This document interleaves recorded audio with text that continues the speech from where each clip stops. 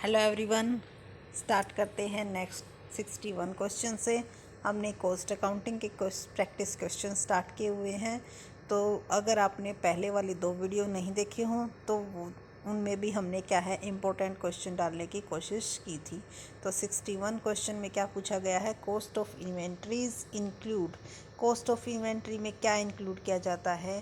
तो direct material, direct expenses, direct labour, direct expenses, direct material only, तो ये भी नहीं आएगा। All cost of purchase, cost of conversion and other cost incurred in inventory to their present location and condition. यानी कि cost of inventories में वो सभी इंक्लूड की जाती हैं जो उसको लेके आने में या फिर उसको किसी चीज़ में चेंज करने में, उसके ऊपर जो भी खर्चा आया है उस सभी को हम किसके अंदर इंक्लूड करते हैं, कॉस्ट ऑफ इन्वेंट्रीज के अंदर इंक्लूड करते हैं। तो इसका आंसर हो जाएगा ऑप्शन नंबर सी। उसके बाद closing stock is valued at. जो हमारा क्लोजिंग स्टॉक होता है उसकी वैल्यू कैसे डिसाइड की जाती है? उसकी कॉस्ट और मार्केट प्राइस में से जो सबसे कम होता है वो क्या उसकी वैल्यू मानी जाती है। तो इसका आंसर आ जाएगा कॉस्ट और market price whichever is lower, option number C. इसके बाद है salary due to clerk is preferential for a period not exceed. तो जो प्रेफरेंशियल सैलरी होती है वो हमारी 4 महीने से ज़्यादा तक ड्यू नहीं हो सकती। तो इसका आंसर आ जाएगा option number C. The fundamental accounting equation assets is equal to liabilities plus capital. ठीक है, तो ये हमारा कौन सा कॉन्सेप्ट है? ड्यूल एस्पेक्ट्स कॉन्सेप्ट है, जिसमें क्या होता है कि दोनों साइड क्या पड़ता है, इफेक्ट पड़ता है। इसको देने वाला कौन था? लुकोस पासोली, जिन्होंने सबसे पहले इस चीज़ के बारे में बताया था। डबल एंट्री सिस्टम भी इसको बोलते हैं। Maximum dash can be treated as preferential salary and wages. तो इसका आंसर आएगा A 20,000। Which of the following statement is true in relation to liabilities. कौन सी क्या है स्टेटमेंट ट्रू है लाइबिलिटी के रिलेशन में? Claims against the resources, currently existing obligation which the firm intend to meet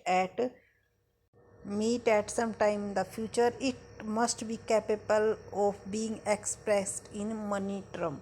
तो ये तीनों ही चीज़ें हमारी इंक्लूड होती हैं किसके रिलेशन में? लाइबिलिटीज़ के रिलेशन में। तो इसका आंसर आ जाएगा ऑल ऑफ द अबो। उसके बाद 67th question, all capital expenditure and receipts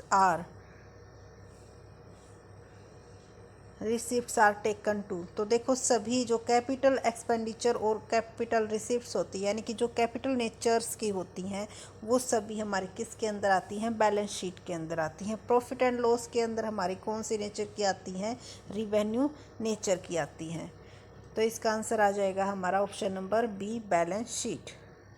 उसके बाद which one of the following branch of accounting primarily deals with presenting of accounting data for the internal use. यानी कि internal use के लिए कौन सी जो अकाउंट्स की ब्रांच है वो डाटा प्रोवाइड करती है? तो इसका आंसर आ जाएगा हमारा मैनेजमेंट अकाउंटिंग। मैनेजमेंट अकाउंटिंग क्यों? क्योंकि मैनेजमेंट अकाउंटिंग ही हमें क्या है, डाटा प्रोवाइड करवाती है। फाइनेंशियल अकाउंट में सिर्फ डाटा को बनाया जाता है। इन्फ्लेशन अकाउंटिंग में हम क्या बनाते हैं कि महंगाई के कारण हमारी जो एसेट्स वगैरह की वैल्यूज़ में जो चेंज आया है उसको दिखाते हैं। टैक्स अकाउंटिंग में हम टैक्स के पर्पज़ से क्या करते हैं, डाटा को रिप्रेजेंट करते हैं। तो मैनेजमेंट अकाउंटिंग में ही किस तरह से उसको प्रेजेंट किया जाता है ताकि उससे क्या कर सकें, हम इंटरनल यूज़ के लिए उसको ले सकें और उसके अकॉर्डिंग ही हम आगे अपनी पॉलिसीज़ वगैरह बना सकें।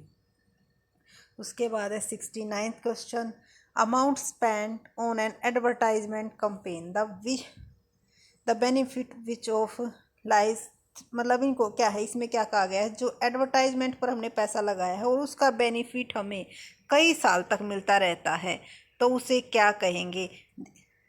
इसमें दिया हुआ है 3 ईयर्स।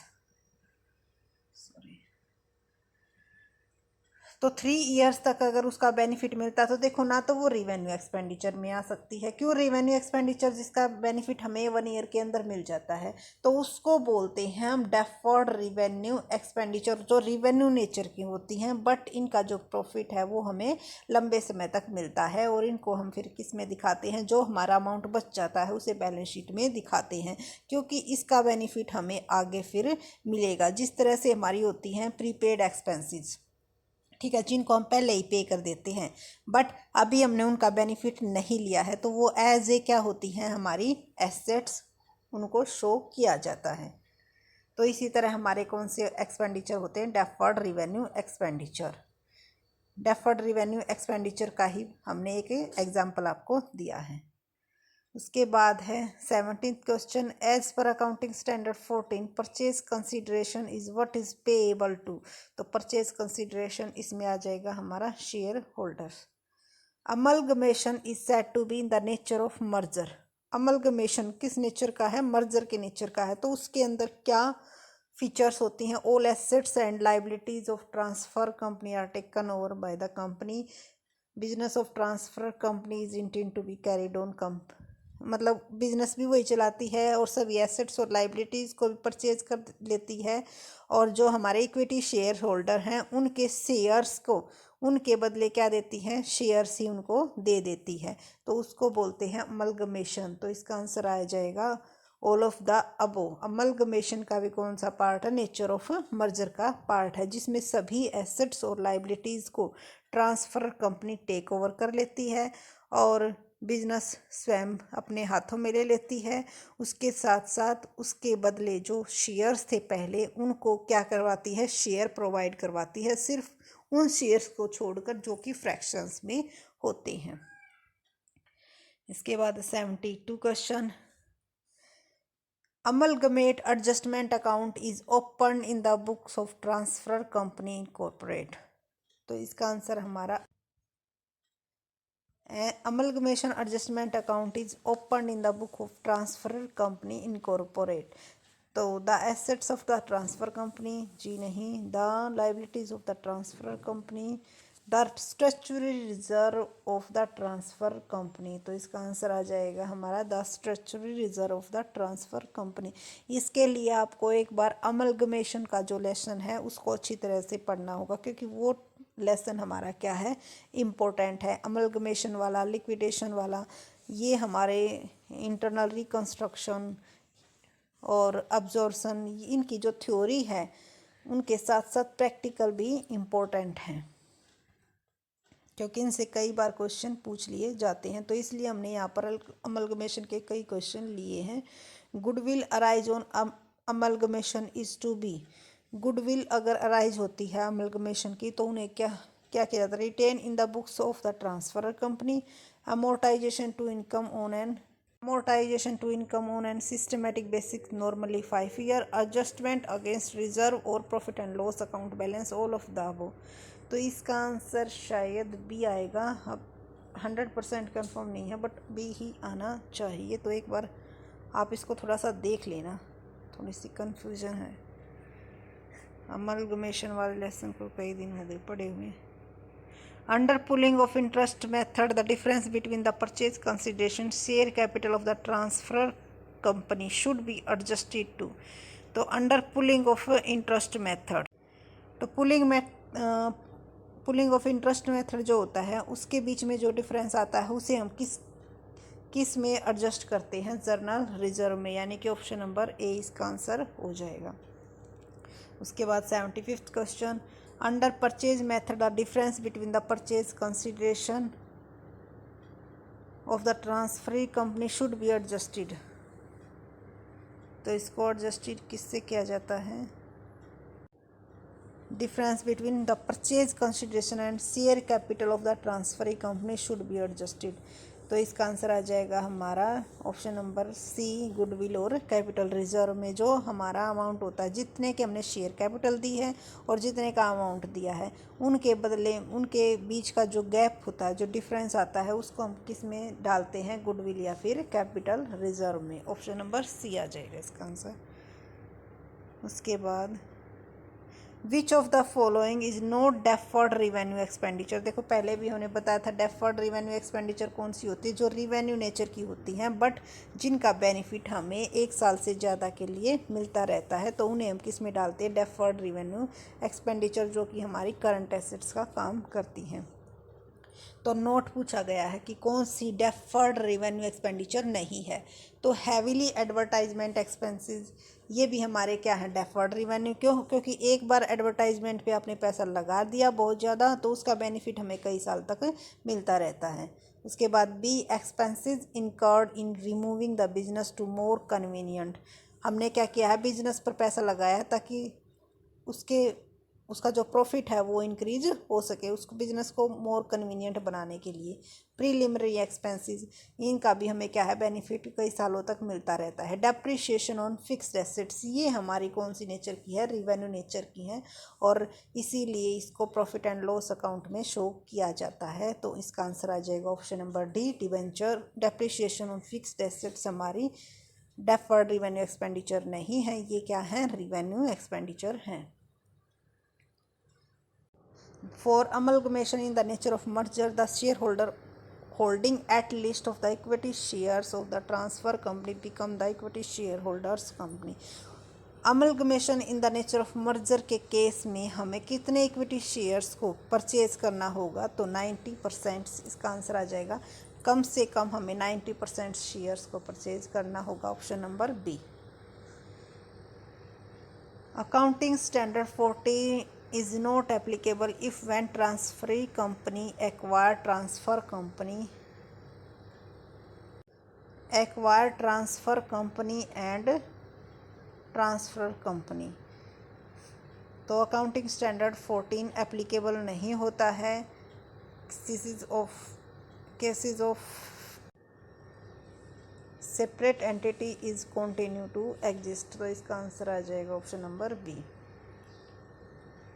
उसके बाद 79th question, A limited and B limited go into liquidation and a new company X limited is formed. देखो दो कंपनी आपस में मिल रही हैं और किसी तीसरे, दो कंपनी जब सेम पावर जैसी जिनकी,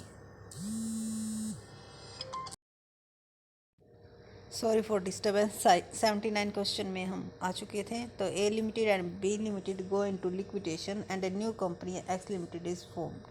देखो ए और बी मिल रही हैं, ठीक है, और किसी नई कंपनी की जब शुरुआत करती हैं तो उसे हम क्या बोलते हैं, अमलगमेशन। ठीक है, जब सेम पावर वाली दो कंपनी मिलकर किसी तीसरी कंपनी की स्थापना करती हैं, कोई तीसरी कंपनी बनाती है, तो उसे हम क्या बोलते हैं, अमलगमेशन। उसके बाद X limited goes into liquidation and new company Z limited is form to take over X limited in case of. तो उसे क्या कहते हैं, जब X limited goes into liquidation, यानी कि जब एक कंपनी क्या है, इस एक कंपनी की सिचुएशन ऐसी आ जाती है लिक्विडेशन की, तो वो क्या करती है, कोई नई कंपनी बना लेती है। Z limited is form to take over the X limited in case of, वो एक्स कंपनी जब वो क्या करती है, जेड कंपनी में मिला लेती है, तो इसे हम क्या कहते हैं इस केस में, तो इसे हम क्या कहते हैं, external reconstruction. Which of the following can not be treated as revenue expenditure. इनमें से कौन से को रिवेन्यू एक्सपेंडिचर की तरह ट्रीट नहीं किया जा सकता। तो देखो cost of goods purchased for resale, ये हमारा cost of goods purchased for resale के पर्पज से हमने क्या की है, गुड्स परचेज की है, तो ये भी हमारा कौन सा एक्सपेंडिचर है, रिवेन्यू एक्सपेंडिचर है, इसीलिए इसको किस में लिखा जाता है, ट्रेडिंग अकाउंट में। उसके बाद wages paid for the erection of plant and machinery, plant and machineries को ठीक करवाने के लिए क्या है, वेजेस पेड की गई। उसके बाद है, तो देखो वेजेस पेड की गई हैं किस लिए, प्लांट एंड मशीनरी को ठीक करवाने के लिए। तो इस तरह का अगर कोई भी क्या है, अगर हम एक्सपेंसेस करते हैं तो वो हमारा कैपिटल नेचर का होता है। क्यों? क्योंकि इससे प्लांट एंड मशीनरी की जो लाइफ है वो इंक्रीज होती है, तो ये हमारा कौन से नेचर का हो गया, कैपिटल एक्सपेंडिचर हो गया, रिवेन्यू एक्सपेंडिचर नहीं है। तो ऑप्शन नंबर बी आ जाएगा इसका answer. Which of the following has the highest cost of capital. Highest cost of capital किसकी मानी जाती है? इक्विटी शेयर्स की हाईएस्ट कॉस्ट ऑफ कैपिटल मानी जाती है। और सबसे कम किसकी मानी जाती है? लोन की या डिबेंचर्स की सबसे कम कॉस्ट ऑफ कैपिटल मानी जाती है। और हाईएस्ट कॉस्ट ऑफ कैपिटल की वजह से ही इनकी जो इन पर रिस्क भी क्या होता है? हाई होता है। क्योंकि जिस चीज़ की जितनी ज़्यादा रिस्क होगा उतनी ही उसकी कॉस्ट होगी। और इक्विटी शेयर्स पर रिस्क भी बहुत ज़्यादा होता है, इसलिए इनकी कॉस्ट भी हाई होती है। उसके बाद है risk in capital budgeting implies the decision maker known of the. देखो, risk in capital budgeting, capital budgeting पर क्या होता है? रिस्क होता है।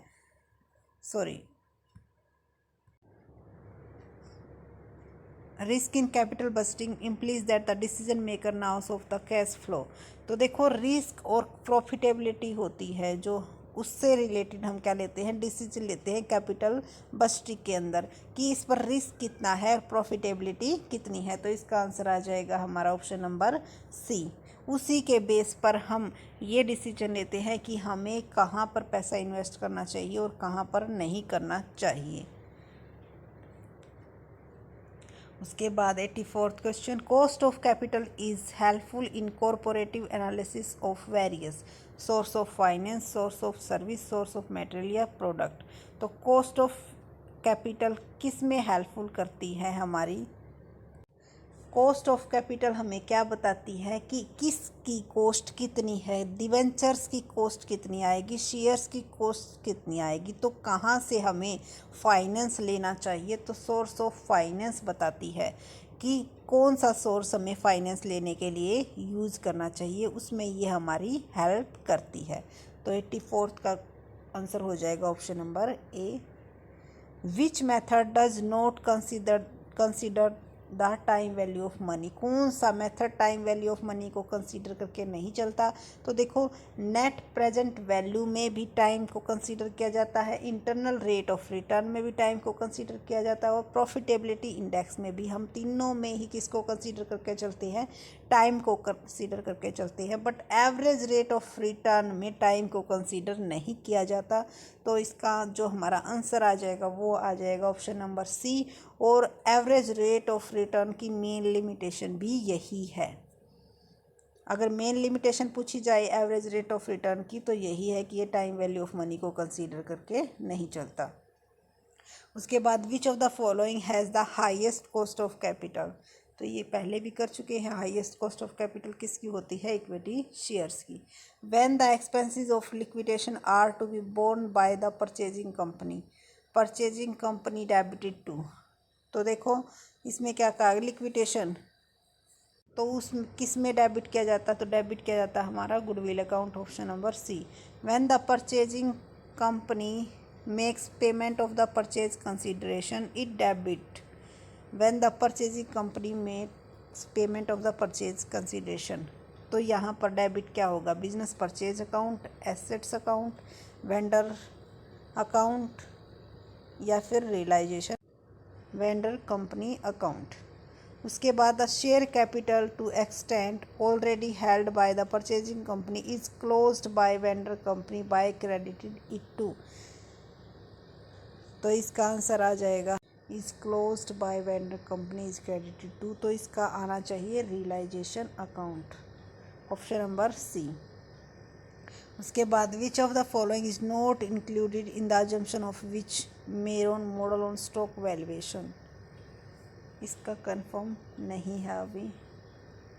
91 X Limited goes into liquidation and an existing company Z Limited purchase the business in case of X क्या है? Liquidation हो रही है और एग्जिस्टिंग कंपनी Z उसे क्या कर लेती है? परचेज कर लेती है। तो ये हमारा किसका एग्जाम्पल? तो ये हमारा एग्जाम्पल एब्जॉर्प्शन का है। इसमें क्या होती है? जिस कंपनी की सिचुएशन लिक्विडेशन किया जाती है तो वहाँ पर दूसरी कंपनी उसको परचेज कर लेती है, यानी कि उसका फिर ना नाम रहता है, कुछ नहीं रहता।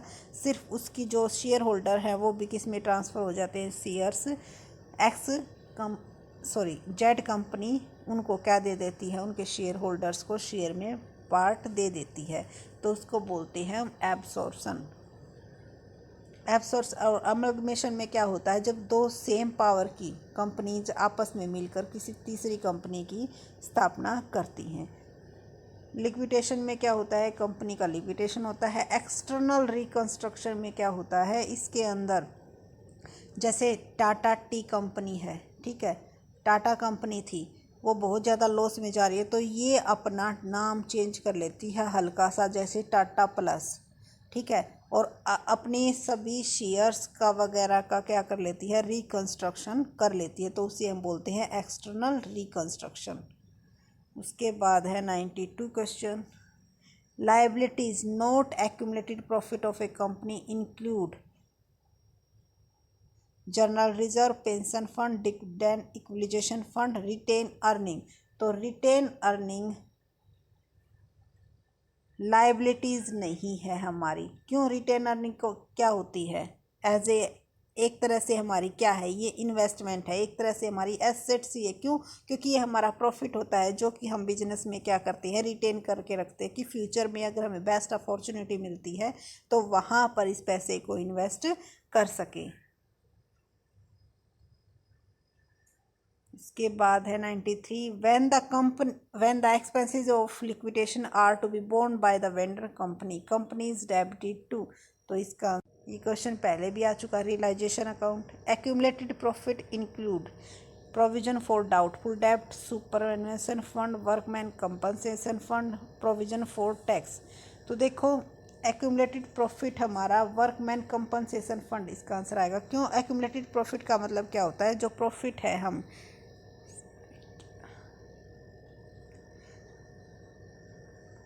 उसको क्या करते हैं, कहीं पर कोई स्पेशल फंड वगैरह बना देते हैं। तो वर्कमैन कंपनसेशन भी इसमें क्या है, हम अपना प्रॉफिट का कुछ पार्ट डाल देते हैं। किस लिए?